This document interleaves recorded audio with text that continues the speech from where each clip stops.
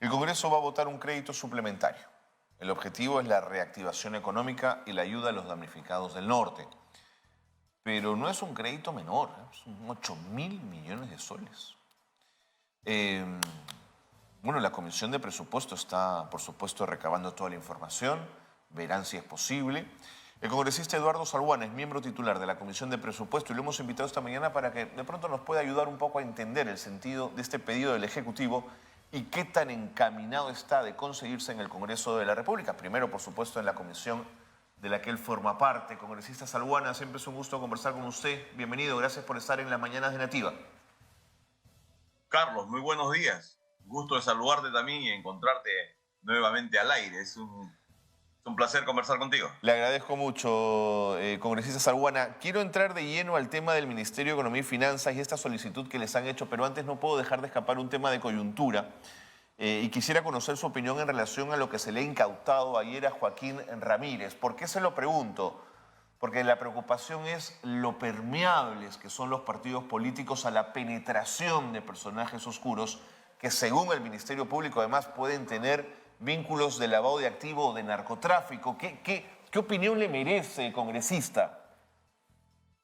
No, me parece bien que el Ministerio Público actúe de esa manera. Me parece que toda situación de naturaleza ilícita tiene que ser investigada y sancionada, y más aún tratándose de un personaje vinculado directamente a la política, ¿no? Porque estamos hablando de quien ha ejercido cargos públicos, Así es. De quien ha sido secretario general de un partido político que ha podido llegar en 2 o 3 oportunidades a la presidencia de la República con la candidata, con la señora Keiko Fujimori, ¿no? Y lógicamente no se puede desligar la persona natural de los vínculos políticos, ¿no? Hay una relación estrecha y directa, ¿no? Así que me parece bien que la Fiscalía encamine sus investigaciones y se llegue hasta donde tengan que llegar si la población sepa todo lo que tengamos que saber, porque hemos estado cerca, digamos, de un personaje que ha estado cerca de llegar a las más altas esferas del poder, ¿no? Entonces creo que eso nos hace reflexionar también, Carlos, sobre el tema de los partidos políticos, ¿no? Cómo al interior, más allá de las normas legales, somos capaces nosotros de procesar, de depurar, de filtrar y de realmente tener representantes que sean dignos del respaldo ciudadano. Y desde esa misma lógica, y para terminar ya este tema, congresista Salguana, ¿intuye usted que en Fuerza Popular no sabían de todo esto? Mira, sería un poco, ¿qué te digo? Inocente decir que podamos presumir que por lo menos no sospechaban algo, Así ¿no? es. Yo lo que creo que en estos casos son de sentido común, ¿no? O sea, un personaje venido de abajo, ha sido, según él, vendedor de boletos en un microbús, surgió, bueno, puede ser la historia exitosa de tantos peruanos emprendedores, ¿no? Pero una riqueza tan desmesurada, que es tan difícil de explicar, de alguna manera tiene que generar algún tipo de sospecha. Más aún tratándose de un personaje que llegó tan cerca a un partido político y que de alguna manera también colaboró económicamente en el financiamiento de campañas electorales, ¿no? Entonces yo creo que mínimamente el candidato, por una voluntad de transparencia, debió fijarse o por lo menos preguntarse, oye, ¿de dónde pecata mea? Obviamente los recursos salen de alguna parte, ¿no? Entonces creo que ahí hay que investigar y que se llegue a fondo, y lógicamente si hay vinculaciones políticas directas, me refiero al financiamiento, habrá también que ver cómo involucra al sector político del cual estamos hablando. Sin duda, sin duda. 7 avionetas, ¿como para transportar qué? Es la pregunta que nos hacemos. Congresista Salguana, dejamos este tema y nos metemos de lleno al asunto para el que lo habíamos convocado. El titular del MEF, Alex Contreras, sustentó ya ante la Comisión de Presupuesto este proyecto de ley que lleva por número el 4482, que propone la aprobación de un crédito suplementario, 8.000 millones de soles. Estoy dando cifras redondas para no confundir a nuestros televidentes. Y el argumento es reactivación de la economía familiar, regional y sectorial tras Yaku, tras la crisis del ciclón Yaku. ¿En qué estado está la solicitud del Ejecutivo? Ya ha sido aprobado en la Comisión de Presupuesto. El día de ayer el presidente de la misma ha solicitado en la Junta de Portavoces la exoneración del plazo de publicación, ya que según el reglamento del Congreso, todo dictamen tiene que ser publicado en el portal del Congreso por una semana. La urgencia amerita que se exonere de este plazo y se discuta, como ya se hizo en la Comisión de Presupuesto, y se va a hacer este debate el día de mañana y esperamos, lógicamente, el respaldo de los parlamentarios. En líneas generales, el crédito suplementario, Carlos, contiene varios aspectos, ¿no? Los fundamentales son dos. Uno, otorgar recursos para atender, lo que señala el documento que acabas de leer, ¿no? Los embates de la naturaleza, con las consecuencias del ciclón Yaku. Y segundo, establecer una reserva de contingencia para lo que se viene, es decir, para el anunciado Niño Costero de abril a diciembre. Y estamos hablando ahí de un fondo aproximadamente de 3.500 millones de soles, claro, que se va a ir al fondo de contingencia para atender estos dos temas. El segundo gran rubro es referido a la reactivación económica.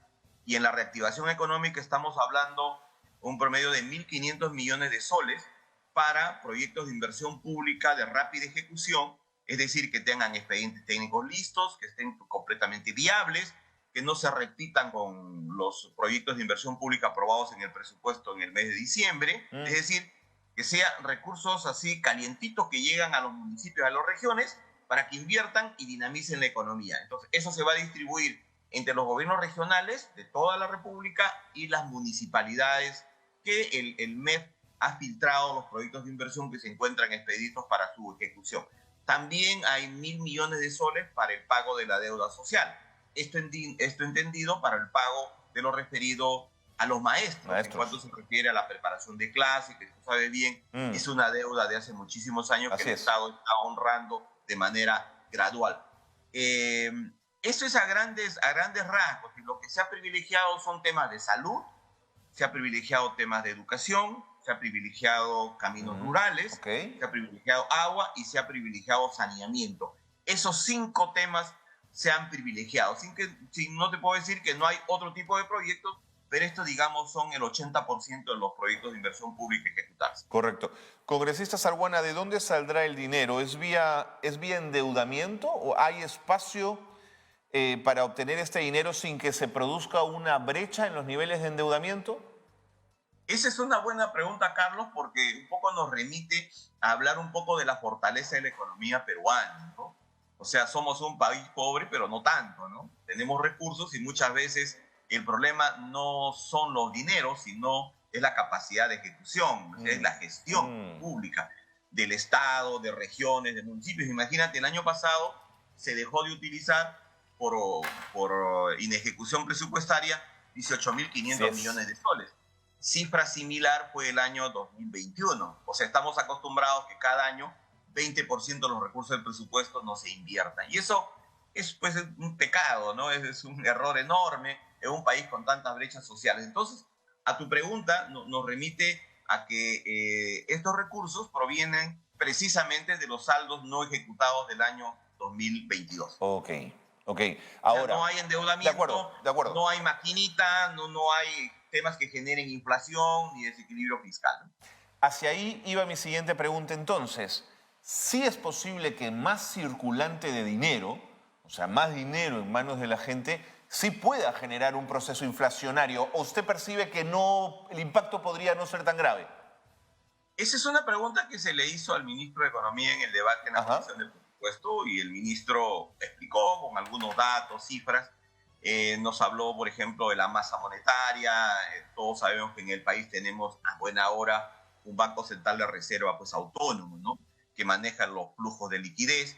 Y él señalaba de que esto no afectaría porque esto ya es una masa monetaria prevista a utilizar desde el año pasado, inclusive, ¿no? O sea, inclusive es una masa monetaria que está faltando de inyectar en la economía nacional. De acuerdo. ¿Fue una preocupación de la Comisión de Presupuesto entender que este puede ser un primer pedido de varios? Es decir, de pronto mañana hace falta más dinero y vuelve Contreras a la Comisión de Presupuesto a pedir más dinero. ¿Evaluaron esto? Mira, es una práctica habitual. Yo estoy a 2 años, bueno, en mi segundo año en la Comisión de Presupuesto, y en ambos hemos aprobado, hemos debatido y aprobado varios créditos suplementarios. Y eso me parece muy bien. Lo que pasa es que tú sabes que en los últimos años hay un incremento del precio de los metales y el Perú, el principal sector que aporta divisas a la economía es el sector minero. Y eso que no estamos aprovechando como debiéramos, este auge de los precios del cobre que se van a ir al alza por los nuevos paradigmas en cuanto al tema pues, de producción de motores eléctricos y poco a poco vamos a abandonar las energías que provienen de recursos fósiles, ¿no? Entonces, esa mayor recaudación tributaria no está prevista en el presupuesto. Entonces, el gobierno no lo puede utilizar. Antes lo hacían, imagínate, Carlos, antes se hacía a través de decretos de urgencia. Por tanto, esos recursos eran manejados de manera discrecional por el Poder Ejecutivo. Ahora el Congreso, como corresponde a la Constitución, tiene que aprobar esos créditos suplementarios vía una ley, ya no decreto de urgencia. Entonces, mayor recaudación, mayores recursos, siempre tiene que pasar por el Congreso y tiene que darse una ley, un crédito suplementario. Y seguro que se va a presentar en mayo o junio, porque esto lo puede hacer solamente hasta el mes de julio. Congresista Salbuana, entendiendo las urgencias que ha planteado el Ministerio de Economía y Finanzas, que me parecen válidas, y además me parece bien que la Comisión de Presupuesto haya recogido estas necesidades, me preguntaba si bajo el gobierno de Pedro Castillo una solicitud de este tipo habría obtenido del Congreso y de la Comisión de Presupuesto la misma rapidez y la misma atención. Digamos, lo que quiero poner en tela de juicio es un Congreso que fue muy crítico y muy duro para soltar un sol al gobierno de Castillo y muy ágil para soltar dinero para el gobierno de Dina Boluarte, que por lo menos a nivel de los pasivos en los conflictos sociales tiene varios cuestionamientos. Quería su reflexión al respecto, congresista. No, me parece válido tu comentario, Carlos, porque es una percepción que puede tener un sector de la opinión pública, pero yo puedo negarlo tajantemente porque yo estuve en la Comisión de Presupuesto. Y el año 2021, por ejemplo, cuando estuvo de presidente el colega Héctor Acuña en la Comisión de Presupuesto, ese año con Pedro Franque, después de muchísimos años, nos comentaban los asesores de la Comisión, se aprobó el presupuesto por unanimidad. Porque hubo un trabajo, mucho depende, Carlos, a veces de los operadores. Claro.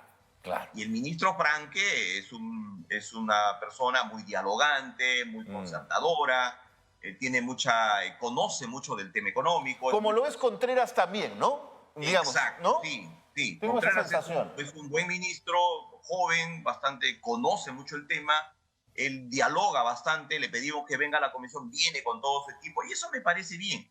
Entonces, yendo concretamente a tu pregunta, en el caso del presidente Castillo, se aprobó por unanimidad su presupuesto y todos los créditos suplementarios siguientes se le aprobaron también. Eso respondía básicamente porque del Congreso no solamente era la mayoría que planteaba mociones de vacancia, había sectores como el nuestro, gente de centro, que creíamos y creemos en la estabilidad política, creemos que un presidente elegido legítimamente debe ser respaldado, y más aún si las propuestas que plantean son propuestas pues razonables, entendibles, económicamente nos van a ayudar, y se hizo lo mismo que ahora estamos haciendo con la presidenta Boluarte. Correcto. Congresista Salbuana, ¿se sabe en este momento cuál es el total de dinero que hay en el fondo de contingencias, más aún con esta inyección de 3.500 millones? Porque claro, el niño es un problema, pero la vulnerabilidad del país es enorme, digamos, los terremotos, la posibilidad de daños siempre están presentes en un país como el nuestro. ¿A cuánto asciende el fondo? Mire, lo que tengo entendido ya que el fondo estaba prácticamente desfondado, ¿no? Mire. Ya no había recursos. Por eso es que anteayer, el ministro se ha visto obligado a emitir un decreto supremo rascando la olla de varios ministerios, y tengo entendido que eso se ha transferido a los gobiernos regionales del norte, básicamente Piura y Tumbes, y a los gobiernos locales que legítimamente están exigiendo recursos para atender a su población. Entonces, por eso es que es clave la inyección de estos 3.500 millones para la reserva de contingencia que se debe aprobar el día de mañana. Clarísimo. Una última pregunta, congresista Salbuana. 18.000 millones de soles del presupuesto devueltos por falta de ejecución presupuestal de los gobiernos regionales. ahí hay que hacer algo, digamos. ¿Qué hacemos con ese, digamos, con mejorar el capital humano, las capacidades operativas, el poder darle a las regiones una mayor capacidad de gasto? ¿Qué hacemos con esto? Mira, esa es una pregunta del millón, ¿no? Porque imagínate tú, si tú revisas actualmente las cifras del gasto público, a abril del 23, ningún gobierno regional pasa del 18%. Así es. Y si tú revisas la inversión pública de municipios y regiones en el norte azotado por las inclemencias de la naturaleza, no pasan del 8, 10, 12%. Sí. Y si tú sigues revisando las cifras en cuanto a los gastos de prevención de desastres, atención de desastres, no llegan ni al 1 ni al 5%. ¿Te das cuenta? Entonces hay una falta de capacidad de gasto. Yo atribuyo al primer tema que me imagino, ¿no?, que presumo, es por la falta de continuidad administrativa. Cada gobernador que llega, cada alcalde que llega, barre con los funcionarios de la gestión anterior. Todos son malos, ninguno sirve, las propuestas que tuvo el otro, los proyectos del anterior alcalde, el antecesor, no funcionan y por tanto deben ser desechados. Entonces, cada 4 años es un nuevo comienzo. Cada 4 años hay que volver a resetear a la región, a resetear los municipios. Y eso es de nunca acabar, porque el gobernador que ingresa, lamentablemente, la clase política nacional en general, no nos preparamos para asumir los cargos políticos. O sea, yo lo que digo es, si yo pretendo ser gobernador regional, procuraré por lo menos entender cómo funciona el Estado. Así es. Ahora ya no puede ser simplemente voluntad política. Ahora se requiere alta especialización. Se requiere conocer sistemas administrativos, se requiere conocer abastecimiento, el tema de compras, el tema de planificación, logística, administración de personal, etcétera. Y no se está utilizando, por ejemplo, una herramienta que tienen ellos, que es servir. O sea, nosotros podemos convocar gerentes especializados, inclusive los sueldos. Si en la región, por ejemplo, le pueden pagar, según su organigrama, 8.000 soles a un gerente, y ese gerente debería ganar 10.000, Servir le paga los 2.000 restantes. Pero los gobiernos regionales y municipales no los usan. ¿Por qué? Porque evidentemente prefieren colocar al amigo, al que apoye en la campaña electoral, al cercano, ¿no? Entonces, eso me parece que sigue siendo un gran error. Entonces, hay que corregir esto. De acuerdo, hay que hacer de acuerdo. una reforma del proceso de descentralización a fondo, pero previo debate, previo razonamiento con la sociedad civil, con los involucrados, en este caso los gobiernos regionales. Muy bien. Congresista Salguana, muchísimas gracias por habernos atendido. Será un gusto poder seguir conversando. Muchas gracias. No, Carlos, encantado de verte. Hasta la próxima. Gracias, congresista. Eduardo Salguana ha estado con nosotros, miembro titular de la Comisión de Presupuesto.